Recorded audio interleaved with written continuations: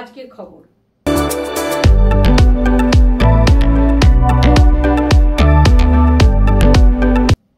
বর্ধমান শহরে হোলিকে কেন্দ্র করে বিভিন্ন মন্দিরে নানান উৎসব অনুষ্ঠান হয়। বিভিন্ন সংস্থা দোল উৎসব পালন করে থাকে নানান সাংস্কৃতিক আঙ্গিকে।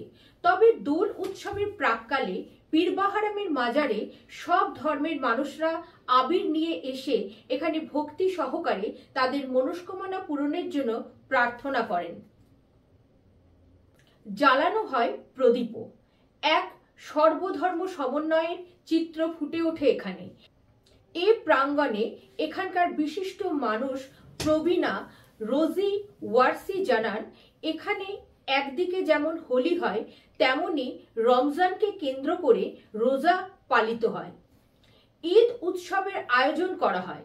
তিনি বলেন, সবসময় আমাদের মন যেন পবিত্র থাকে, আত্মা যেন নির্মল থাকে।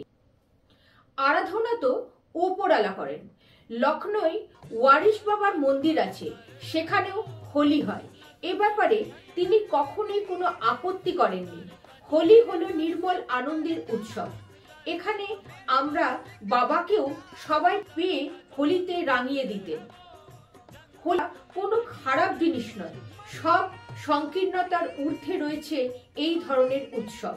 তাই কোনো সাধু, শান্ত, সুফি, সাধক, পীর কেউ এর বিরোধিতা করেননি।